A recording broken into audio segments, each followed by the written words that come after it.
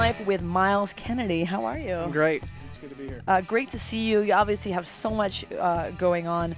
Let's start off with Alter Bridge, obviously. For you, what's the most surreal thing about looking back at 10 years of the band, especially now with this new box set? It's crazy. It seems like it just went by in a blink of an eye. I mean, I remember our first rehearsal was January 2nd or 3rd of 2004, and if someone would have said, 10 years later, you're going to have a box set out, and you've made 4 records together, and it's kind of hard to fathom because everything was so new, and I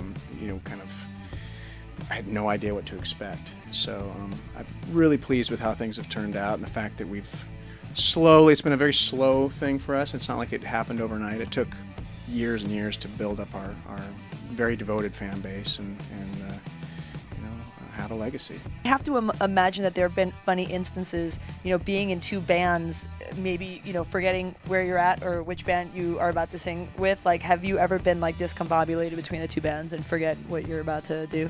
Well, I forget.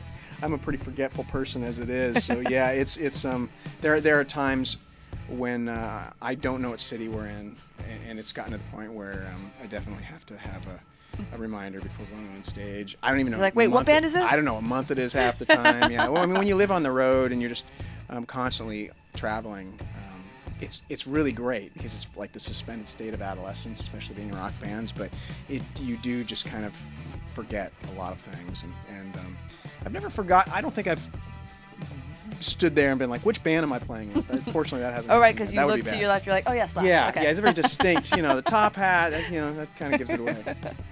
And between Alter Bridge and Slash and the Conspirators and other projects like writing and rehearsing with the members of Zeppelin, like you did a few years back, it seems like you're always working. What non-musical things do you do to sort of recharge your creative batteries? Ooh, that's a tough one. You're like, when does that happen? What else is there besides music? Yeah, because I've somehow managed to have a career out of my hobby. So when you actually have to try and find something to do outside of your hobby, it's kind of a challenge. But I read and as the years go on, I've become more of a fan of architecture. So when I'm traveling, when I'm touring, I like to walk around and check out the buildings and very boring stuff. It's like, this sucks. But Netflix. Oh, okay. What are your favorite shows? Awesome. Well, I really love documentaries, and I just watched the entire Ken Burns history of jazz, which was unbelievable. I mean, that was amazing. I watched the Muscle Shoals one.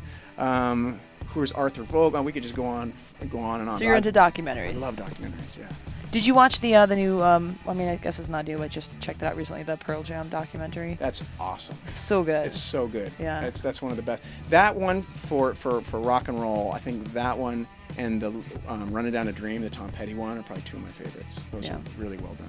Oh, the Pearl Jam one, I just thought it was really cool because I feel like Mother Love Bone doesn't get a lot of recognition for sort of bringing those guys together, and because radio's not really playing them, there's a lot of kids that don't even know who they are. They obviously know who Pearl Jam is, but they don't know who Mother Love Bone was, so it's kind of cool. Which is fascinating for me because I'm from Spokane, Washington, so just over the hill was Seattle, and I remember those days.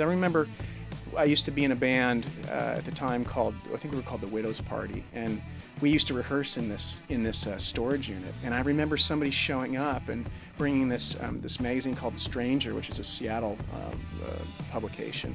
And there was I think it was The Stranger of the Rocket, and there was this band called Mother Love Bone. They were on the cover, and it was such a big deal because it was them and Soundgarden and Alice in Chains, and those were kind of the bands that were just starting to rise in the late '80s. And so then when we found out that Andrew passed away, it was pretty heavy. That was a big shock to the whole scene. Yeah, no, they really went in depth to that and talked to all the different band members, and even had Chris Cornell talked a lot because he was obviously Soundgarden being heavy in the scene. But that was a great one. So if you haven't seen it yet, definitely check out that Pearl Jam 20 documentary. It's Full Metal Jacket here at Louder Than Life with Myles Kennedy.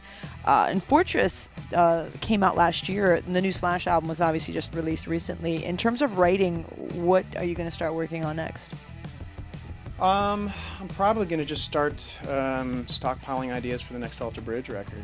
I've already done a little bit of that. I'm just sitting in hotel rooms or before sound checks or whatever. And yeah, just always trying to create. And you know, when it comes time to make the record, you don't want to be caught with your proverbial pants down. There's nothing worse than going into an arranging session and not having anything. So Right. we'll be ready.